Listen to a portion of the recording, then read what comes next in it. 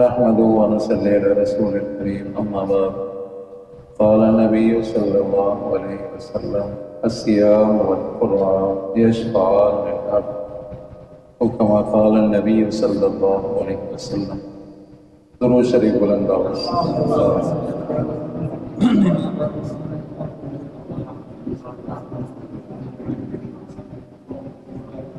گزشتہ درس میں آپ فضائل اہل بیت کا ذکر آپ سن چکے. فضائل قرآن پاک کا ذکر. قرآن پاک اللہ کا کلام ہے. تورات اور انجیل اور زبور یہ اللہ کی کتابیں ہیں. فرق سمجھیں. قرآن اللہ کا کلام ہے. تورات، زبور، انجیل یہ کتابیں ہیں.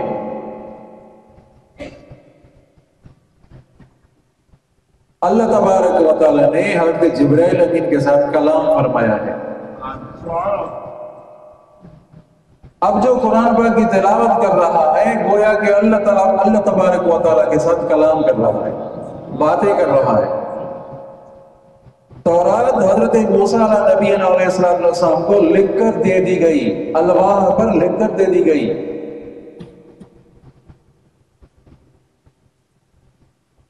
اسی طرح انجیل سینے میں پلٹ کیا گیا. تو قرآن اللہ کا کلام ہے. کتنا عظیم ہے. حدیث مبارکہ ہے کہ جہاں قرآن پاک کی مجلس ہوتی ہے فرشتے تلاش کرتے ہیں قرآن پاک کی مجلس کو.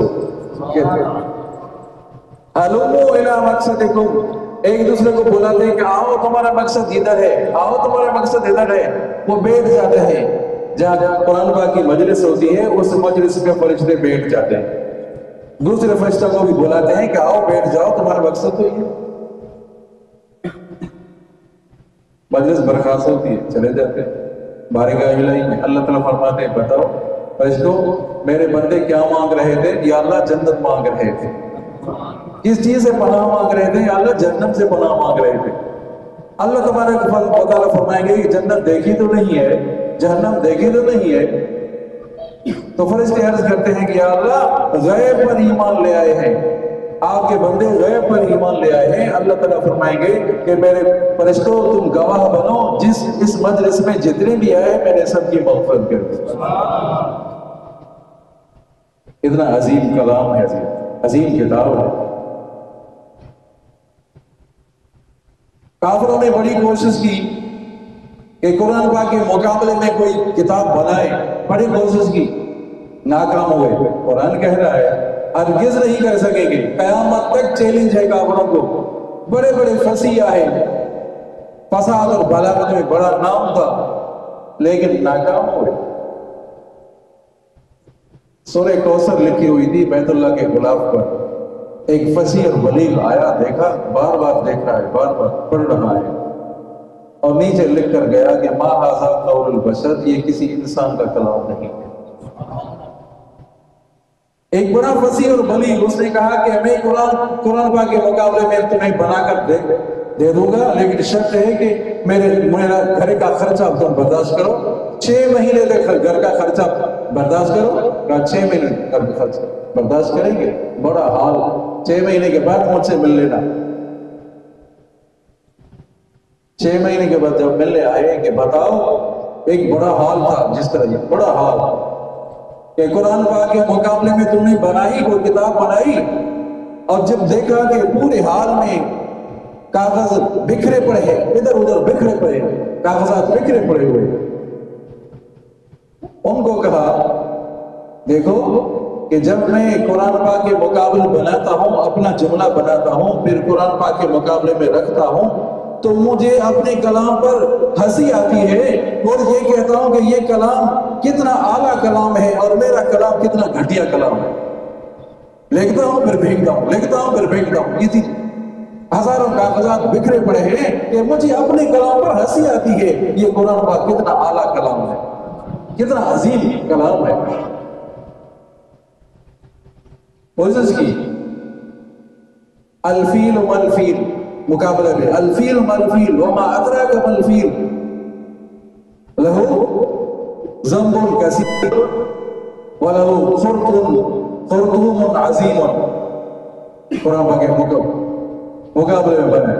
ہاتھی کیا ہے؟ ہاتھی اس کی دم چھوٹی ہے اور اس کی جو سونڈ ہے بڑی ہے. یعنی اپنی کلام پر خود ان کو ہنسی آنے لگی. والسماء ذات البروج ان کے مقابلے والنساء ذات الفروج مقابلے ہو رہے ہیں. اتنا گھٹیا کلام اور قرآن پاک کتنا اعلیٰ کلام ہے عزیز، کتنا عظیم کلام ہے. آپ صلی اللہ علیہ وسلم نے فرمایا لا اقول الف لام میم حرف بل الف حرف لام حرف میم حرف. تم یہ نہ سمجھنا الف لام میم ایک حرف ہے، بلکہ الف الگ حرف ہے، لام الگ حرف ہے، میم الگ حرف ہے. جس نے الف لام میم پڑھا گویا کہ اس کو 30 نیکیاں ملی، 30 درجے بلند ہو گئے اور 30 گناہ معاف ہو گئے. کتنا عظیم کلام ہے عزیز.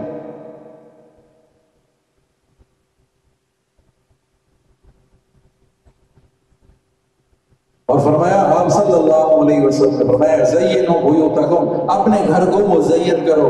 اپنا گھر تمہارا مزین کیسے ہوگا؟ فرمایا قرآن پاک کی تلاوت سے مزین ہوگا اور نماز سے مزین ہوگا. اپنے گھروں کو مزین کرو، نماز سے مزین کرو، نماز پڑھو گھروں میں اور قرآن کی تلاوت کرو. آپ صلی اللہ علیہ وسلم حدیث مبارکہ آپ صلی اللہ علیہ وسلم نے فرمایا میری امت کی بہترین عبادت قرآن کی تلاوت ہے. خوش نصیب ہے وہ لوگ جو قرآن کی تلاوت کرتے ہیں. گویا کہ اللہ تبارک و تعالیٰ سے کلام کر رہے ہیں عزیزو.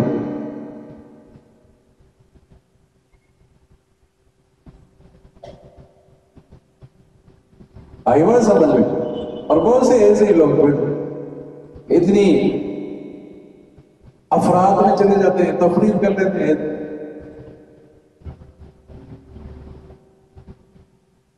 قرآن پاک پڑھنا پڑھنا سنت ہے اور سننا واجب ہے.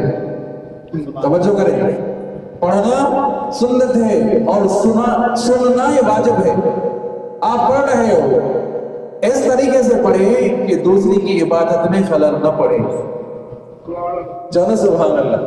دوسرے کی عبادت میں ان کی مصروفیات میں خلل نہ پڑے. آپ اتنی بلند آواز سے پڑھیں، کوئی نفل پڑھ رہا ہے، کوئی تلاوت میں ہے، کوئی سو رہا ہے، اگر وہ قرآن نہیں سنے گا تو آپ گنہگار ہوں گے، کیونکہ سننا واجب ہے. آپ اتنی زور سے پڑھ رہے ہیں، اتنی بلند آواز سے پڑھ رہے ہیں، ان کی عبادت میں خلل آ رہا ہے. جو ذکر اذکار کر رہا ہے اس کی عبادت میں خلل آ رہا ہے، اس کی نماز میں خلل آ رہا ہے. اتنی غلط بات ہے عزیزو، اتنی غلط ہم کام کر رہے ہیں. یہ عبادت تو کر رہے ہیں لیکن عبادت کے ساتھ گناہ کا کام نہیں کر رہے.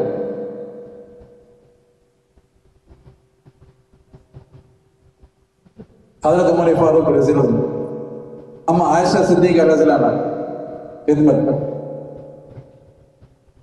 میں ایک پیغام بھیجا کہ حضرت ایک شخص ہے حجرے کے آگے ایک بلند آواز سے تبلیغ کر رہا ہے، میرے آرام میں خلل پڑ رہا ہے. توجہ کرنا، میرے ساتھی توجہ کریں. تبلیغ بلند آواز سے تبلیغ کر رہا ہے، بڑی واعظ نصیحت کر رہا ہے، لیکن میرے آرام میں خلل آ رہا ہے. بہت ہمارے بارے میں ہو رہا ہے، رک جاؤ. رک گیا. پھر کچھ عرصے کے بعد دوبارہ شروع ہوا. پھر دوبارہ حضرت اما عائشہ صدیقہ پیغام بھیجا، میرے آرام میں خلل آ رہا ہے. دوبارہ روک دیا. کیا فرمایا کہ اگر باز نہیں آئے تو یہ جو ڈنڈی دیکھ رہے ہو نا، یہ تمہارے سر پہ توڑوں گا. تبلیغ کر رہا ہے، کوئی گناہ کا کام تو نہیں کر رہا تھا، تبلیغ کر رہا تھا، واعظ نصیحت کر رہا تھا. کیا معلوم ہو رہا ہے عزیزو کہ کسی کی مصروفیت میں، کسی کی عبادت میں خلل نہ پڑے. قرآن پاک کے فضائل عظیم و اتنی عظیم.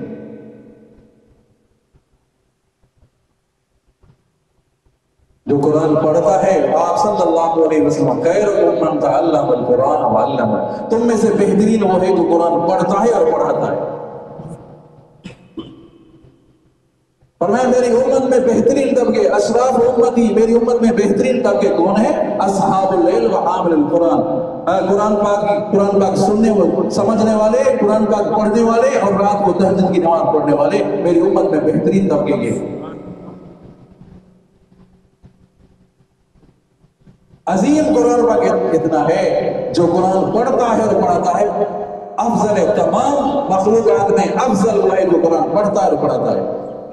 اسی وجہ سے جو قرآن والوں کے ساتھ دشمنی رکھتا ہے، قرآن والوں کے ساتھ جو مخالفت کرتا ہے، آپ صلی اللہ علیہ وسلم نے فرمایا من عادى لي وليا فقد آذنته بالحرب، جو میرے کسی ولی کے ساتھ دشمنی رکھتا ہے میں ان کے ساتھ جنگ کا اعلان کرتا ہوں۔